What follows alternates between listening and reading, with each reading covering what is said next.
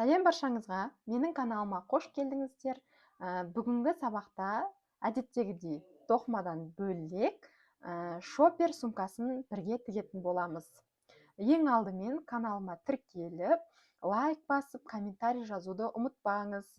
Және де қоңырауша белгісін басып қойыңыз, себебі болашақта бізде әлі талай видеолар шығатын болады, тігінге қатысты да. Олай болса, бізге не қажет? Бізге дәл осындай дак матасы керек. Дак матасын сіздер білесіздер, бұл су өткізбейтін мата. Дак матасының мен екі түсін алдым. Біреусі осындай суреттермен, екіншісі осындай однотонный. Екеуінің размері бір. Олай болса, өлшемін өздеріңізге түртіп алыңыздар. Бізде шопер сумкасының ені 38 сантиметр, ал биіктігі 80 сантиметрді құрайды. Екі бүктеген кезде осылай 80 сантиметр, екі бүктеген кезде ол 40-40-тан 80 сантиметр екі бүктелу керек міндетті түрде. Және де бізге осындай қолын, ілгіш дейміз ғой, ілгіші бауы үшін бізге осындай екі түстен, екі талдан 4 тал 80 сантиметр, ал ені 4 сантиметрді құрайтын лента керек болады. Мына бір түстен, және де суреті бар түстен тағы да екеу. Осындай. Біздің сумкамыз екі жақты болғандықтан, біз осындай екі түспен тігетін боламыз. Менде аверлок жоқ, менде қарапайым Janome машинкасы. Аверлок жоқ болғандықтан, біздің дак матамыз тез сетінеп кететін болғандықтан, қазір бұны қалай тігеміз? Бұны біз екі жанынан былай бір ұзын, және де былай бір ұзын етіп, 1-1 сантиметрдан осылай суреті бар жағынан, яғни оң жағынан бір рет тігіп аламыз. Міне мен екі жағынан тігіп алдым. Бір ұзын тегіс тігінмен бір жүргізіп өттім. Енді, не көрдіңіздер ме, осылай сетіне береді. Енді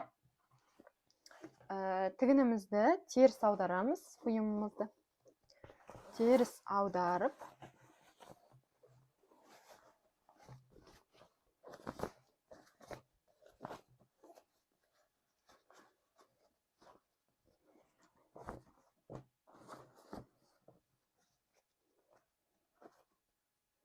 ұшына дейін тегіс етіп шығаруымыз керек біз.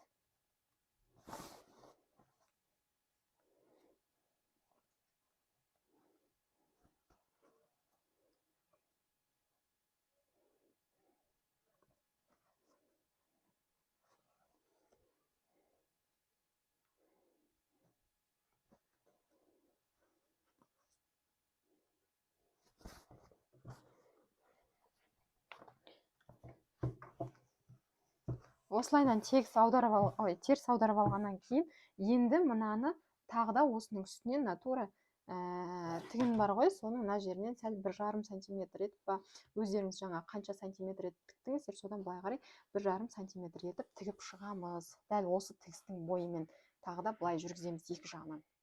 Міне мен екі жағынан тігіп болдым, тағы да ұзыннан.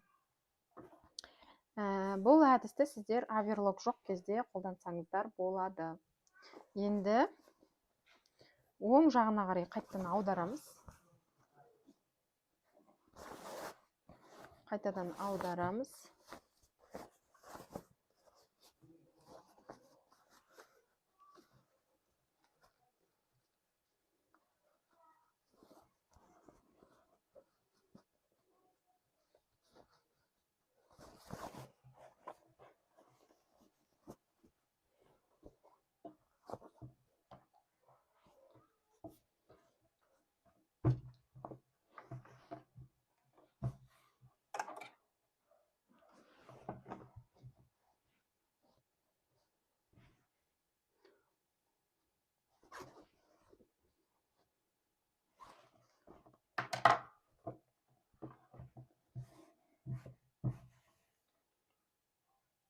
Егер де сіздерде қараңыздар, мен сияқты мынандай нелер қалып қалған болса, ортасындағы бұны кесіп алып тастасаңыздар болады.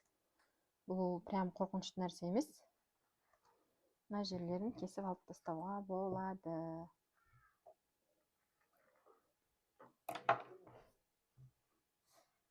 міне енді табанын, менде табан болғанын қалап тұрмын. Егер де сіздер табан керек емес десеңіздер, онда осы күйінше қалдырасыздар. Ал егер табан керек десеңіздер, онда мынаны осылайынан алып, міне былай аласыздар да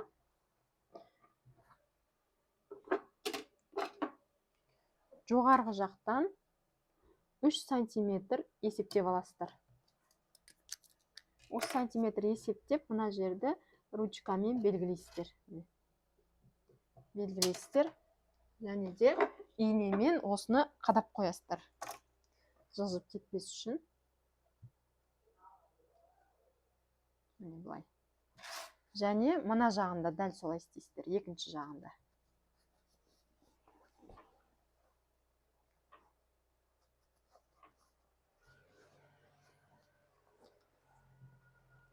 Екінші жағында осылай істеп аламыз.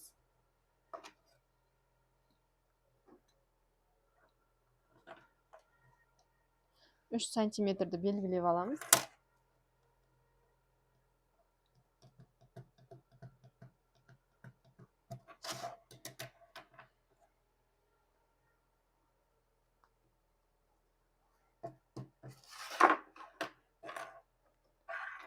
Үш сантиметрді белгілеп алдым екі жағынан. Міне. Енді қараңыздар. Осы ручкамен белгілеген жердің бойымен былайынан бір тігіс жүргізіп өтесіз, мына жағынан және мына жағынан. Мен екі жағынан да жүргізіп алдым. Міне, енді инені алып тастауға болады. Инені алып, мынау тігіске жеткізбей, сәл бір 0,5 сантиметр, 0,5 сантиметр кейінірек алып, осылайынан кесіп тастайсыздар.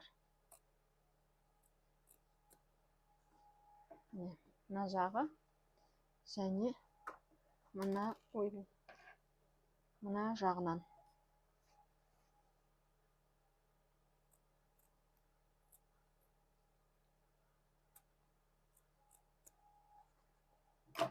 Осылайынан кестік па?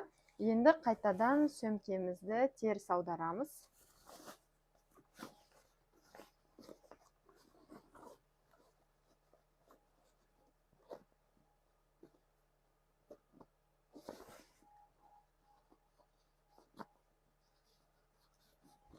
Теріс аударғаннан кейін дәл осыны бағана аяқты қалай тіктік, солай мына жерден 1 сантиметр етіп былай қарай бір жүргізіп өтеміз. Екі жағында да. Мен тігіп алдым, міне екі жағынан. Енді бұны қайтадан оң қаратамыз. Оң қаратамыз да. Мінекей. Сонда бізде өзіміздің сумкамыздың табаны пайда болады. Осындай табан пайда болады. Міне. Осылай болып тұрады. Біздің сумкамыз негізі осымен тігіліп болды. Екінші матамызды да дәл тура мынаны қалай тіктік, солай тігіп аламыз. Мен екеуін де тігіп болдым, бірдей қылып. Енді келесі кезекте бауын тігеміз. Бауын тігу үшін біз оң жағын бір-біріне қарама-қарсы қойып, однотонныйымызды көріп алуымыз керек біз. Қай жағы оң, қай жағы теріс екен. Бір-біріне қарама-қарсы қоямыз да. Мына жерден бастап былай тігіп, және де аяқ жағын осылай, былай П-образный етіп тігіп шығамыз. Ұзынан етіп. Міне мен тігіп болдым. Енді осыны оң қаратамыз.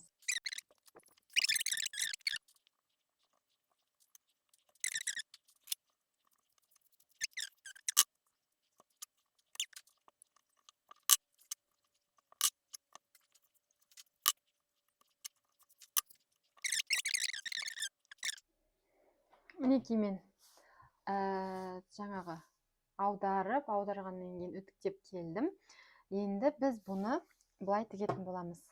Мына жақтан бір тігіс, мына жерден бір тігіс, осылайын түсіріп өтеміз екі жағынан. Ұзыннан ұзақ. Екінші бауды да дәл солай істейтін боламыз. екеуін де бірдей етіп солай тігіп шығамыз. Енді мінекей бауын тігіп болдым осындай қылып. Екі бауында. Енді қараңыздар, екеуін біріктіреміз. Ол үшін міне біреусін теріс, біреуін оң етіп алып аламыз. Мына терісті оңның ішіне саламыз. Оң тұрған жерге саламыз, оң тұрған сумкамызға дейміз ба. Саламыз да ары қарай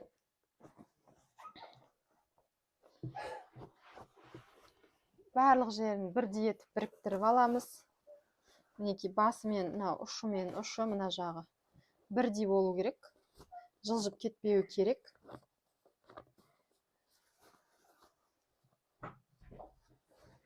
Мына бұрышпен, мына бұрыш бір-бірімен сәйкес болып тұру керек. Осы жерден міне бірдей қылдық қой, енді осылайынан екеуін біріктіріп алғаннан кейін мына жерлерді бір рет бүйтіп жаңағы инемен ұстатып аламыз. Келесі басында дәл солай, келесі бұрышта да инемен ұстатып қоямыз. Жылжып кетпеу керек қазір.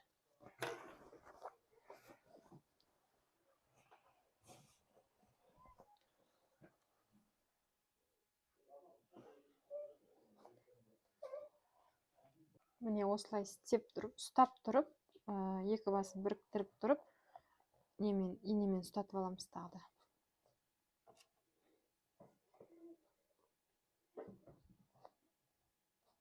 Осылай инемен ұстаттық па, енді ортасынан да бір рет инемен ұстатып шығамыз.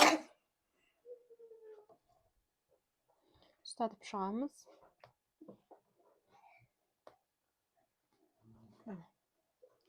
Тұра тұршы.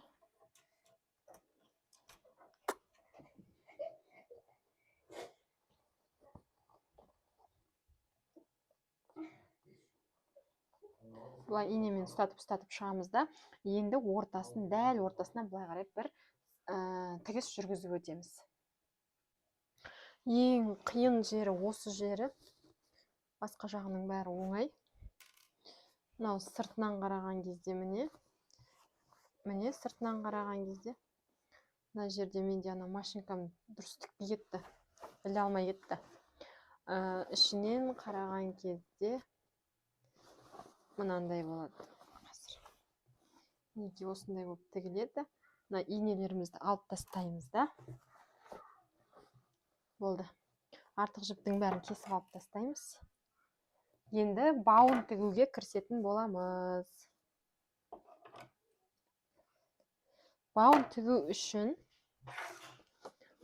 не оң қаратып, қай жағынан, енді екі жағы да оң болып есептеледі ғой бұның. Қай жағынан болса да аласыздар да. Міне. Мынаны міндетті түрде тегістеп бірдей етіп алып алыңыздар.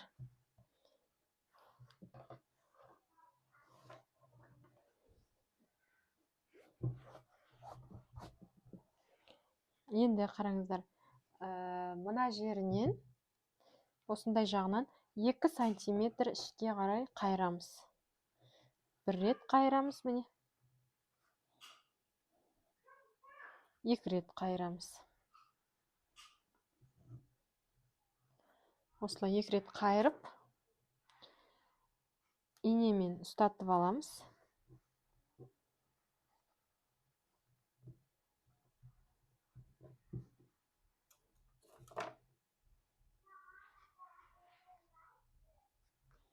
Міне. Екінші жағынан да солай 2 сантиметрден ішке қарай қайырып тастаймыз. 1, 2.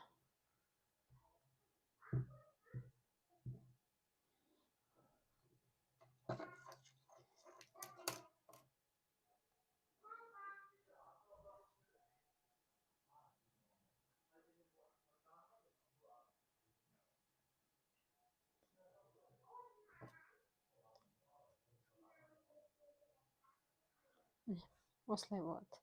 Енді мынаны тура солай істейміз. Мынаны былай қайырамыз бір рет. Мына жақтарында бір реттеп жіберсеңіздер артық етпейді.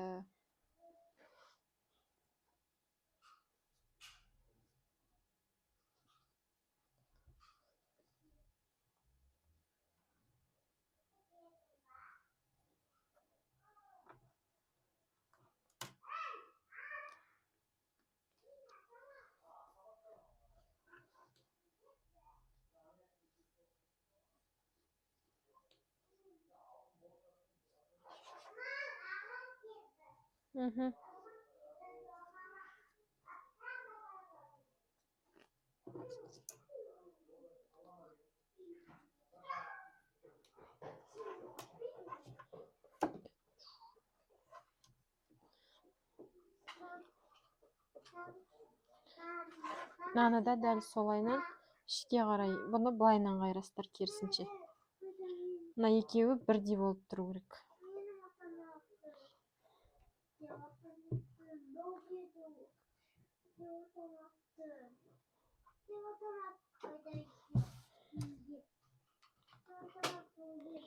Екеуін бірдей етіп. Жоқ, деспе оған, Сұлтан. Ол маманың заттары. Жоқ, балам, болмайды. Оның ішінде моншақтарым бар, балам. Моншағым бар. Оның ішінде моншақ бар, балам. Неке осылайынан тігіп аламыз. Ойбай. Инемен ұстатып аламыз да. Енді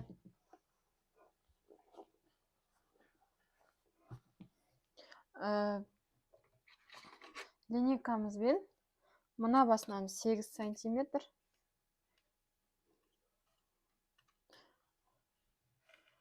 8 сантиметрді өлшеп аламыз. И мына басынан тоже солай 8 сантиметрді өлшеп аламыз.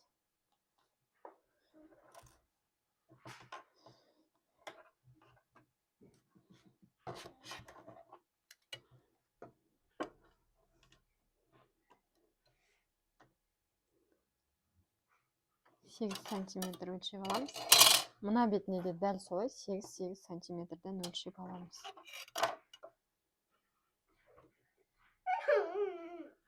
Видео түсіріп отыр.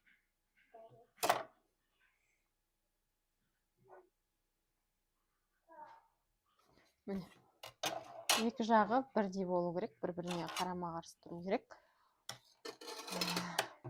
Енді біз мына бауымызды осы жерде мұқият боламыз.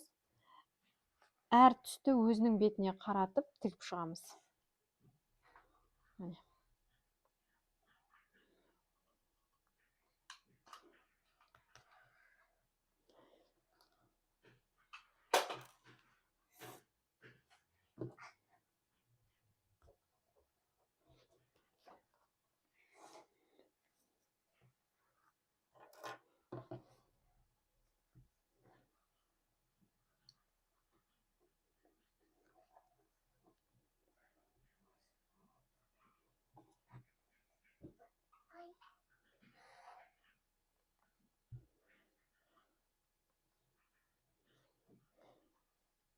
Екінші жағында дәл солай өткіземіз да, және де мына жерде міне дәл осылай 1 сантиметр етіп аламыз. Одан кейін арасын тағы да ашып, тағы 1 сантиметр жүргізіп өтетін боламыз. Осымен біздің шопер сумкамыз дайын. Тігетін жерлерін тігіп болдым. Артық жіптері болса алып тастаймыз.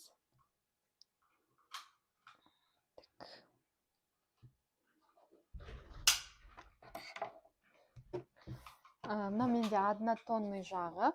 Өздеріңіздің қалауларыңызша бұл жағына сурет жабыстырып алсаңыздар болады.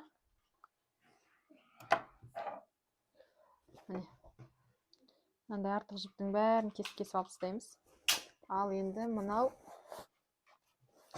екінші суреті бар жағы.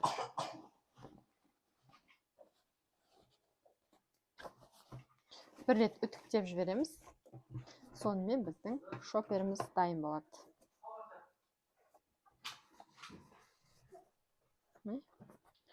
болды. Осындай болып шығады. Егер де осы мастер-класс сіздерге ұнаған болса, онда міндетті түрде каналыма жазылып өтіңіздер.